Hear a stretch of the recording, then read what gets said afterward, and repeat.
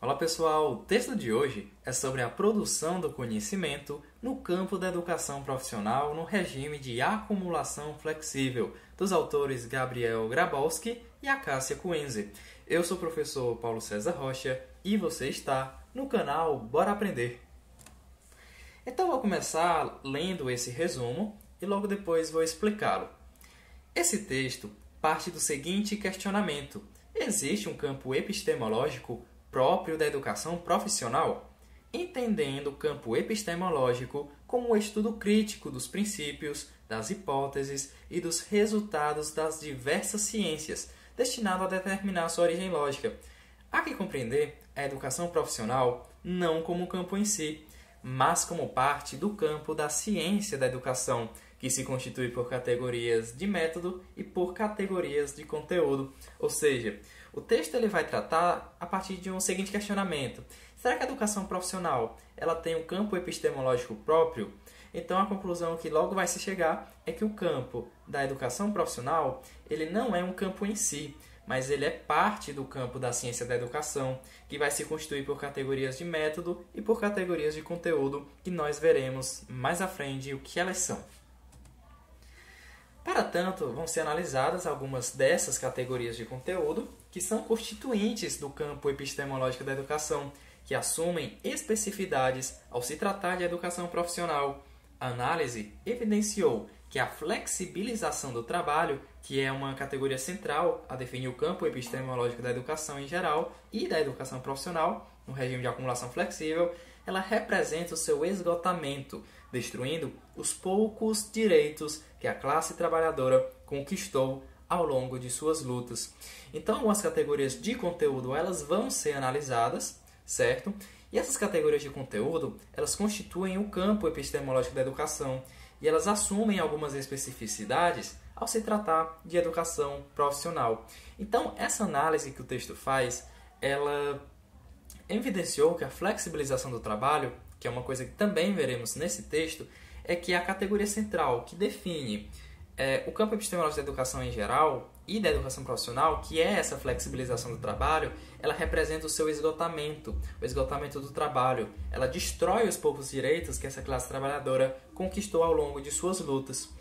Então, a primeira reflexão é: existe esse campo epistemológico próprio da educação profissional? Mas o que é uma epistemologia para Grabowski e Coenze? É o estudo crítico dos princípios, das hipóteses, dos resultados obtidos em várias ciências. Então, a epistemologia, que nós também podemos chamar como teoria do conhecimento, é a relação que o homem tem com a própria realidade. É a forma como se dá o estudo crítico desses princípios, das hipóteses, dos resultados. Ela trata da natureza, da origem e validade do conhecimento, e a epistemologia ela estuda também o grau de certeza do conhecimento científico nas diferentes áreas. E nesse caso, será que existe esse campo epistemológico próprio da educação profissional? Bom, a educação profissional ela não é um campo em si, mas ela é parte de um campo, e esse campo é o campo da ciência da educação.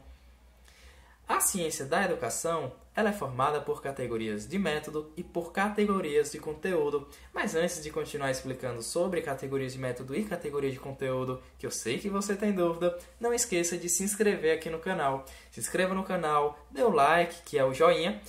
Não esqueça de escrever nos comentários se você tinha dúvida sobre categoria de método e categoria de conteúdo, certo? E compartilhe esse vídeo com as pessoas que você acha que é interessante. Então, a ciência da educação ela vai se dividir em categorias de método e categorias de conteúdo, em que, segundo o texto, as categorias de método, do ponto de vista dela, nós vamos compreender o processo de produção do conhecimento e a partir da ação humana sobre a realidade, certo? Enquanto a categoria de conteúdo, elas vão ser compreendidas e sistematizadas a partir das suas relações com a realidade. Essa realidade que, ao mesmo tempo, determina e são determinadas por ela. Uma segunda reflexão que nós veremos é que existem três posturas epistemológicas. Essas posturas epistemológicas, elas definem a forma de interpretação da realidade. Então, nós podemos interpretar a realidade a partir do positivismo, a partir da fenomenologia e da dialética marxista. Mas, no caso, esse texto ele vai adotar a dialética marxista. Mas veremos o que é cada uma dessas três posturas epistemológicas. O positivismo ele vai dizer que o conhecimento ele está inscrito no objeto investigado, então a verdade ela deve ser buscada na natureza. Já a fenomenologia diz que o objeto ele é apreendido pela intencionalidade do sujeito, que tem intenção. Então essa intenção do sujeito reduz esse objeto à sua essência, né, na relação dos fenômenos. Então é a fenomenologia. E temos a dialética marxista, que é adotada nesse texto, em que diz que conhecer é alcançar a dinâmica histórica do real, do objeto em todos os seus aspectos, em seu contínuo movimento, em sua permanente relação com o sujeito, certo? E nessa dialética marxista, que é uma opção epistemológica, ela é uma forma de interpretar a realidade, compreendendo a materialidade das relações de produção, nas quais elas se inserem. As relações são entre o capital e entre o trabalho. Quando nós falamos de dialética marxista, muitas dúvidas aparecem. Bom, e o que é essa dialética marxista? É que para a dialética marxista, o mundo ele só pode ser compreendido em um todo, certo? E refletindo uma ideia a outra, contrária, até o conhecimento da verdade. Foram introduzido esse novo conceito dizendo que o movimento histórico ele ocorre de acordo com as condições materiais da vida, que é conhecido como dialética materialista, ou seja, todas as condições da vida elas foram muito baseadas na matéria. Todas as relações históricas de produção, todas as relações entre homens, durante toda a história da humanidade, ela foi muito ligada à matéria. A matéria sempre definiu muita coisa. Por exemplo, esse texto ele fala do método da economia política, certo? E na economia política, nós temos categoria de método e nós temos a categoria de conteúdo. Agora nós vamos tentar ver isto com outras palavras. Veremos. As categorias de método elas vão definir as formas de relacionamento entre o sujeito e o objeto da investigação, certo? Essas categorias são a praxis, a totalidade, a contradição e a mediação. Então, essas categorias que fazem parte da dialética marxista, elas são categorias de método e elas definem essa relação entre sujeito e objeto da investigação. Já as categorias de conteúdo, segundo o texto, elas são os fios condutores da análise. Elas são os recortes particulares, certo? Nos quais é possível aprender as relações, os conceitos, e elas servem, inclusive, de critério de seleção, de organização da teoria e dos fatos que vão ser investigados. Observação. Essas categorias de conteúdo elas vão fornecer à pesquisa uma sistematização que dará sentido, rigor, relevância, cientificidade. Então, as categorias de conteúdo eu poderia resumir como a realidade, uma realidade que vai ser esse objeto. Por isso que a categoria de método vai ser uma perspectiva de análise de uma realidade, que será a categoria de conteúdo, que no caso pode ser uma dualidade estrutural, intelectualização das competências, flexibilização do trabalho, o próprio princípio educativo e até mesmo a integração. A economia política, que ela está nesse método, né, da economia política, ela é uma ciência, certo, que estuda as relações sociais de produção, a circulação e distribuição de bens materiais, que visa atender às necessidades humanas, identificando as leis que regem tais relações. Então, dentro do método da economia política, nós vamos encontrar as categorias de método e as categorias de conteúdo. Então, serão analisadas algumas categorias de conteúdo que fazem parte do campo epistemológico da educação. Essas categorias de conteúdo, elas assumem especificidades quando se trata da educação profissional. E o texto ele vai analisar o atual regime de acumulação, que é o regime de acumulação flexível, que no caso anteriormente tinha como precedente o regime de acumulação rígida. Então, antes nós tínhamos um regime de acumulação rígida e com a reestruturação do capital, nós temos um regime de acumulação flexível, que também é conhecido por toyotismo. Bom, cada sociedade, em cada momento de desenvolvimento das forças produtivas, elas formulam projetos pedagógicos que atendem à demanda de formação de subjetividades para atender o quê? A divisão social, da técnica e vai caracterizar esse modo de produção dominante. Então, em cada sociedade, em cada momento desse desenvolvimento de forças produtivas, nós vamos formular projetos pedagógicos diferentes. Na produção rígida, no Fordismo, nós temos um tipo de educação. Já na produção flexível, no Toyotismo, nós temos outro tipo de educação destinada a outro tipo de sujeito, e isso é o que nós veremos daqui a pouco, logo mais. Bom, o texto vai falar da categoria Princípio Educativo do Trabalho. O princípio educativo do trabalho, ele constitui uma das categorias de conteúdos centrais, certo? Que vai constituir o campo epistemológico da educação a partir da dialética marxista. Então, supõe a compreensão dos processos de formação humana, superestruturais, a partir das bases materiais de produção da existência, que são infraestruturais. Então, eu vou reforçar melhor essa questão de infraestrutura e superestrutura. A infraestrutura ela é composta pelo conjunto formado pela matéria-prima, pelos meios de produção e pelos próprios trabalhadores. Isso é infraestrutura, é onde se dá essas relações de produção. Ela é a base da economia, certo? Ela é a base da sociedade e é onde se dá essas relações de trabalho, que é marcado pela exploração da força de trabalho, nesse contexto de uma acumulação capitalista. Então, é uma base econômica da sociedade. E essas relações vão se dar nessa base. Por isso é infraestrutura. Então, a superestrutura, a gente vai imaginar uma estrutura jurídico-tecnológica, uma estrutura jurídico-política, uma estrutura que ela está acima de uma perspectiva de infraestrutura. É uma superestrutura que ela vai ter, por exemplo, o Estado, a religião, a economia, as artes, os meios de comunicação como estrutura ideológica. Então, essa é a oposição entre infraestrutura e superestrutura. Enquanto a infraestrutura é formada pelos próprios trabalhadores nessa base econômica da sociedade, a superestrutura já se trata de algo maior: Estado, religião, economia e etc. Então é a partir da categoria Princípio Educativo do Trabalho que vão se desdobrar as categorias que vão compor o campo específico da educação profissional.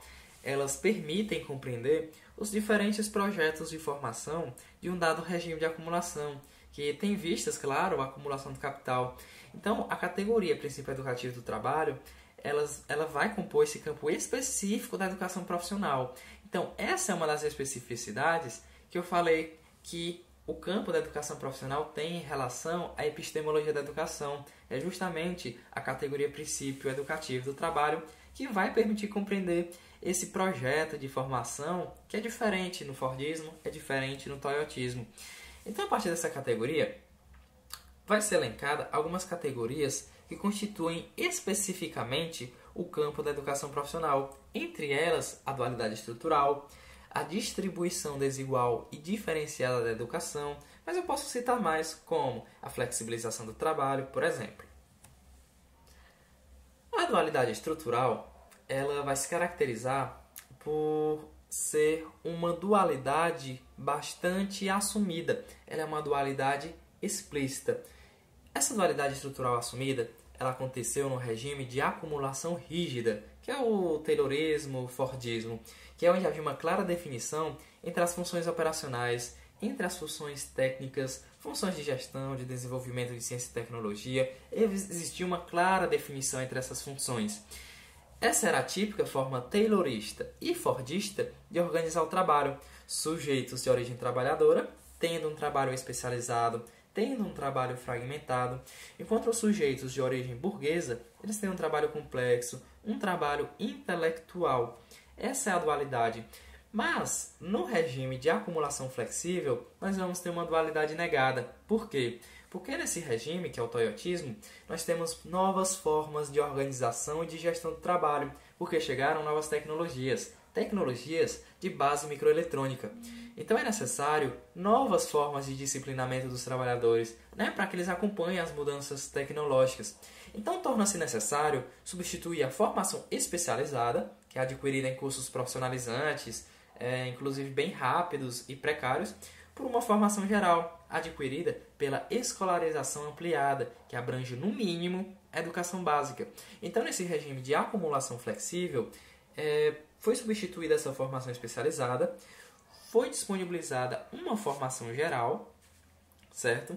E essa formação geral, ela não é bem o que nós esperávamos. É uma formação geral que ela é precarizada, com cursos meramente certificatórios e não favorece uma inclusão menos subordinada no mundo do trabalho, não. Porque mesmo tendo essa educação geral, a inclusão menos subordinada não aconteceu. A classe trabalhadora, mesmo tendo acesso a essa educação geral, ela não teve acesso ao que ela deveria ter, que seria um trabalho digno, que valorizasse não apenas o seu lado manual, mas sim o seu trabalho complexo na sua totalidade. Então, para a classe dominante, na dualidade negada, o diferencial é o conhecimento em ciência e tecnologia. Por que essa dualidade se chama dualidade negada? Porque essa dualidade ela foi negada pelo discurso do capital, que discursava que essa dualidade havia sido superada. Ora, se no Fordismo a classe trabalhadora não tinha acesso a uma educação geral, no regime de acumulação flexível passou a ter. Então o capital se utilizou do discurso que a dualidade foi superada. Mas, na verdade, essa educação geral disponibilizada foi uma educação precarizada, ou seja, essa dualidade permaneceu e, pior, essa dualidade foi aprofundada. Então, no regime de acumulação flexível, nesse contexto da dualidade negada, a dualidade também vai ser invertida. Por quê? Enquanto no Fordismo, para a classe trabalhadora, a educação era especializada, para a classe dominante, ela era uma educação geral. Já na época do flexível, no toyotismo, a educação geral passou a ser para a classe trabalhadora, enquanto para a classe dominante passou a ser especializada. Mas não é especializada no mesmo sentido que era para a classe trabalhadora lá no Fordismo. É especializada no sentido de ancorada na ciência, na tecnologia, certo? Então, por isso que vai se chamar dualidade invertida, porque apenas inverteu, mas a dualidade continuou. Bom, em resumo, com a nova base técnica, existe uma demanda de solução de problemas que são gerados por esse sistema tecnológico complexo e amplia-se as demandas por escolarização. Ora, se chegam máquinas complexas, é muito importante que hajam sujeitos, trabalhadores, que saibam mexer com essa tecnologia. Então, por isso, se ampliou-se as demandas por escolarização. Isso gerou possibilidades de ampliação da oferta de educação em todos os níveis e modalidades, com destaque para a expansão da rede dos institutos federais de educação e para a criação de novas universidades federais regionalizadas. Para quem ainda está em dúvida, o regime de acumulação flexível é esse regime que nós estamos vivendo atualmente. Nós estamos vivendo ainda na era do toyotismo. Então, o texto vai falar da questão do trabalhador multitarefa. A educação geral ela é uma mediadora da formação de subjetividades flexíveis. Então, a educação geral, de uma certa forma, ela está a trabalhar em favor do capital. Então, ela é disponibilizada de forma diferenciada por origem de classe. Enquanto a classe trabalhadora recebe um tipo de educação, a classe burguesa recebe outra. Isso que nós falamos ainda há pouco sobre a dualidade. Então, ser multitarefa é exercer trabalhos simplificados, trabalhos repetitivos, trabalhos simplificados, o que não significa, certo, que não seja necessária uma educação básica completa. Já a burguesia disponibiliza e defende a educação geral, já no sentido do disciplinamento desse produtor-consumidor. Então, a classe dos dirigentes, da classe dominante, eles vão defender essa educação geral sim. Porque, na verdade, essa educação geral ela é uma arma contra o povo. É no sentido do disciplinamento do produtor-consumidor, que é o trabalhador que ele produz, mas ele consome também. Ele é produtor, mas ele é consumidor. Então, as políticas de educação, elas respondem às demandas da acumulação, às demandas do capitalismo, ao negar aos que vivem do trabalho possibilidade de acesso a uma formação tecnológica. Então, ser multitarefa para quem está na ponta mais qualificada das cadeias produtivas, que é a classe dominante, significa capacidade de adaptar-se às múltiplas situações complexas e diferenciadas, demandando o desenvolvimento de competências mais sofisticadas, que permitam a solução de problemas com rapidez, originalidade e confiabilidade. O texto vai falar sobre uma segunda categoria de conteúdo, que configura a dualidade na acumulação flexível, que é a distribuição desigual e diferenciada da educação. Então o texto vai falar também sobre inclusão excludente na ponta da escola, que é uma estratégia de disponibilização negação, segundo as demandas desiguais e diferenciadas dos processos de trabalhos integrados, já que essa inclusão ela realmente inclui o trabalhador, mas essa inclusão do trabalhador, do sujeito, não significa que ele vai ter melhores oportunidades. Então é uma inclusão excludente, porque ela inclui, mas ela acaba excluindo. Então há uma aparente disponibilização das oportunidades educacionais, que vão se caracterizar por seu caráter desigual e muitas vezes é meramente certificatório. Então, essa disponibilização não passa de uma falácia, né? Porque ela tem um caráter bastante desigual, bastante certificatório e acaba sendo uma inclusão excludente. A intelectualização das competências, que o texto também vai trazer, vai falar do processo de intelectualização das competências no regime de acumulação flexível, que é o toyotismo, que reconfigura essa relação entre o conhecimento tácito e o conhecimento científico. Como assim? Vamos entender. O regime de acumulação rígida, ele predominantemente ela é psicofísica e fragmentada, essa competência. Então, a competência no Fordismo ela é predominantemente psicofísica e fragmentada, de natureza principalmente e predominantemente tácita. Já no regime de acumulação flexível, esse conhecimento tácito ele não desaparece não, mas ele muda de qualidade.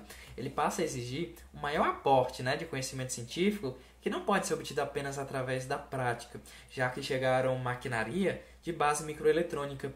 Então, como tem uma maquinaria muito mais complexa, não é possível que no Fordismo, não é possível que nesse toyotismo nós tenhamos sujeitos que tenham apenas experiência tácita. Por como é que esse sujeito vai trabalhar numa maquinaria complexa, com chip, eletrônica, microeletrônica, se ele não tem conhecimento? Então, o próprio capital reconhece que é muito importante que esse trabalhador ele tenha uma educação que vise a esse disciplinamento desse trabalhador e que ele consiga compreender como trabalhar e como produzir mais, que sempre é o objetivo maior do capital. Então, apesar de valorizar o conhecimento tácito, ele põe o trabalhador em uma maior dependência do conhecimento científico. E isso aprofunda a dualidade, porque nem todo trabalhador consegue se requalificar, nem todo trabalhador ele consegue se incluir em cursos que vão trabalhar sua intelectualidade devido à precarização cultural. Então, eles são excluídos, ou então eles são incluídos nos setores mais precarizados, nos arranjos flexíveis lá na força de trabalho. E o que são esses arranjos flexíveis? No Fordismo, as competências elas eram desenvolvidas com foco em ocupações que eram previamente definidas ou relativamente estáveis. Ou seja, no Fordismo, uma pessoa trabalhava numa mesma função por muitos anos. Já no toyotismo, não seguem modelos pré-estabelecidos, não. São combinações definidas e indefinidas, que são definidas e indefinidas segundo as estratégias de contratação e subcontratação visando lucro. Então, ninguém está seguro na época do toyotismo. Dependendo da estratégia do capital, esse trabalhador, mesmo que ele seja qualificado, ele vai estar instabilizado. Ele nunca vai estar estabilizado como era no Fordismo. Então, são as combinações que ora vão incluir e ora vão excluir os trabalhadores com diferentes qualificações. Então, os arranjos eles são definidos pelo consumo da força de trabalho necessário e não a partir da qualificação. Então, é muito mais importante trabalhadores que se adaptem e não trabalhadores qualificados. O que determina a inclusão em determinado arranjo é a demanda do processo produtivo e não a qualificação. Então, dependendo da demanda de determinado arranjo, um trabalhador ele vai ser incluído ou ele vai ser excluído. Então, o processo produtivo ele vai determinar isso e não é a qualificação. Por mais que um sujeito seja qualificado, ele pode ser incluído, mas ele também pode ser excluído.